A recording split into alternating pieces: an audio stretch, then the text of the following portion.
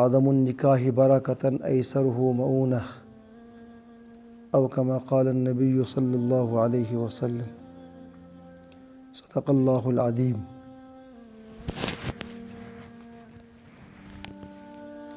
حضرات علماء کرام، بزرگ حاضرین، عزیز طلباء،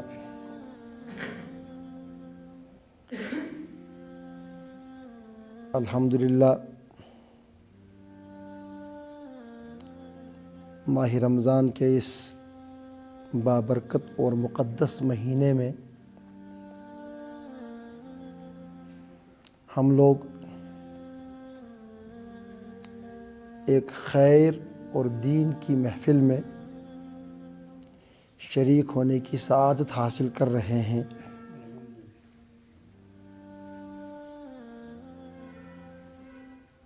یوں تو یہ مجلس نکاح ہے،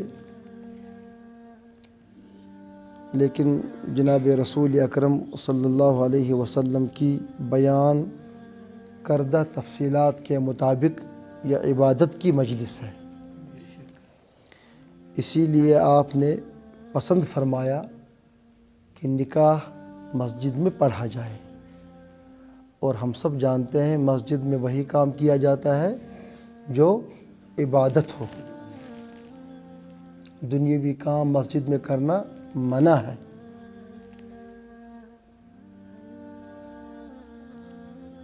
دوسری سعادت کی بات ہمارے لیے یہ ہے کہ یہ نکاح مدرسے کے ایک ذمہ دار استاد و ملازم مولانا شبیر صاحب کا ہو رہا ہے، اور تیسری ہمارے لیے خوشی اور سعادت کی بات یہ ہے کہ یہ سنت کے مطابق سادگی کے ساتھ ہو رہا ہے۔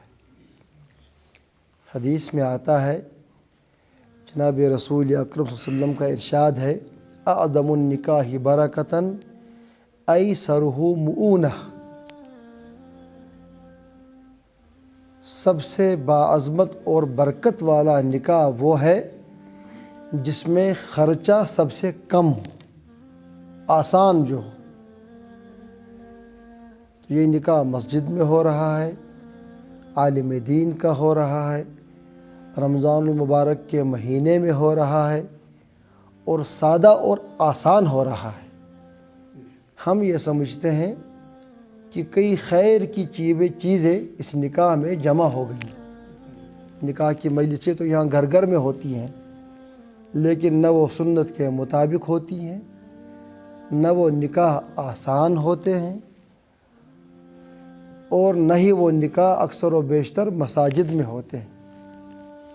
اور ایسا بھی نہیں کہ ہم نے مسجد میں نکاح کر کے یہ دھوکہ دے دیا ہو کہ پس پردہ ہم نے لین دین کا کوئی بڑا نظام رکھا ہو کہ مسجد میں تو نکاح پڑھ لیا دھوکہ دے کر، لیکن سونا بھی ادھر سے ادھر وہاں سے لا رہے ہیں، لے رہے ہیں، برتن بھی وہاں سے یا یہاں سے وہاں لائے لے جائے جا رہے ہیں، سامان جہیز کا اٹھایا یہاں سے جا رہا ہو۔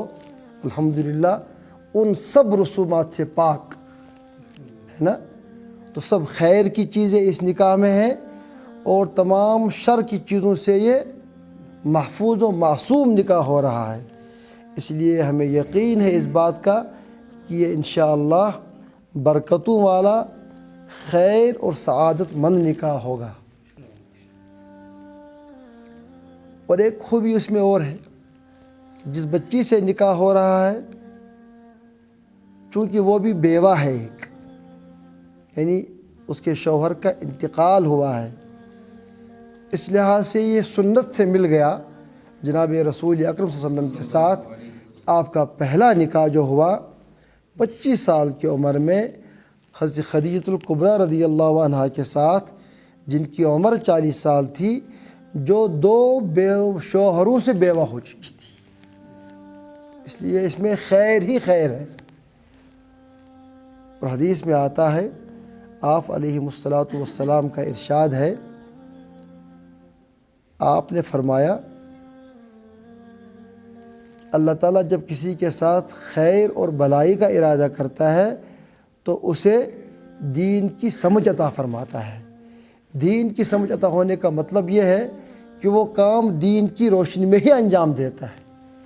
الحمدللہ ہم اس نکاح پر مولانا شبیر صاحب کو اپنی طرف سے، ہمارے الحمدللہ یہاں ذمہ دار علماء ہیں، مدرسے کے مولانا عبدالرشید صاحب ہیں جو فاضل دیوبند ہیں، ہمارے بچپن کے درجہ حفظ کے ساتھی حافظ فاروق احمد صاحب محتمم دارالعلوم انوریہ ٹھنڈوسا لولاب یہاں تشریف فرما ہے۔ ہمارے کئی سالوں سے تعلق ان کے ساتھ ہمارا ہے الحمدللہ، وہ محبت رکھتے ہیں ہم سے، ہم ان سے محبت رکھتے ہیں۔ حافظ ہیں، قاری ہیں مولانا عبداللطیف صاحب، اور حسن اتفاق یہ ہے کہ مولانا عبداللطیف صاحب مولانا شبیر صاحب کے ساتھ ریڈی تاج پورہ کے مدرسے میں ساتھی رہے، تو اس لیے یہ سب خیر کی چیزیں جمع ہو گئی الحمدللہ۔ ایک تو ہو گیا خیر کو ہم خود جمع کریں، ایک ہو گیا خیر جمع ہو جائے، تو یہاں خیر خود بخود جمع ہو گئی الحمدللہ۔ سب سعادت کی باتیں ہیں الحمدللہ، یہ ہے نا، ہر ایک کو یہ خیر نصیب نہیں ہوتی، یعنی ہم نے جمع کرنے میں کوئی کوشش نہیں کی۔ عجیب اتفاق دیکھے، مولانا عبداللطیف صاحب نے مجھے دوپہر میں فون کیا، میں نے کہا فلاں وقت ملاقات ہوگی انشاءاللہ، وہاں پر خیر کی مجلس ہے۔ حافظ صاحب نے آج دن میں فون کیا، میں نے کہا تشریف لائیں گے آپ، مجھے خوشی ہوگی، دن میں ملاقات ہوگی، وہیں پر نکاح مجلس ہے۔ انہوں نے کہا میں تو خوشی سے شریک ہو جاؤں گا۔ تو الحمدللہ سب سعادت کی باتیں ہیں نا یہ۔ تو ہم سب آج مولانا شبیر صاحب کو اس مبارک مجلس پر مبارکباد پیش کرتے ہیں۔ اللہ تعالیٰ اس نکاح کو ان کے لیے خیر کا، برکت کا اور سعادت کا باعث بنائے۔ دیکھیں قرآن کہتا ہے ان یکونوا فقراء یغنہم اللہ من فضلی۔ نکاح کا ایک نفع، ہم لوگ نکاح کرتے ہیں مال دیکھ کر، گھر کیسا ہے، مال کتنا ملے گا، مستقبل کیسا بنے گا ہمارے بچے کا۔ نبی علیہ السلام نے فرمایا جو مال دیکھ کر نکاح کرے گا اللہ اسے اس گھر سے صرف ذلت دے گا، یہ حدیث ہے۔ جو مال دیکھ کر نکاح کرے گا اسے کیا ملے گی؟ ذلت۔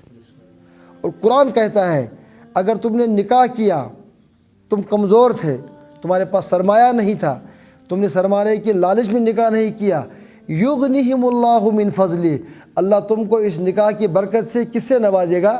مالداری سے نوازے گا۔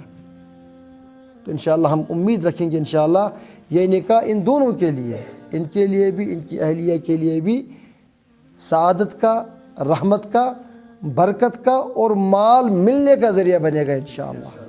انشاءاللہ اللہ تعالیٰ ان کے لیے خیر کے دروازے کھولے، برکت کے دروازے کھولے۔ اس وقت تقریر کا لمبا چوڑا سلسلہ نہیں ہونا چاہیے کیونکہ رمضان کا مہینہ ہے، اور عصر کے بعد تو ویسے بھی ہم لوگوں کا گلا تھوڑا خشک ہونا شروع ہو جاتا ہے۔ اگر میں نے اور کچھ تھوڑی دیر تقریر کر لی تو کھانسی آنی شروع ہوگی، پھر آپ کہیں گے کورونا ہو گیا۔ اس لیے نہ کھانسی آنی چاہیے نہ خشک ہونا چاہیے، بات مقصد کی ہو، انشاءاللہ اس میں برکت ہے۔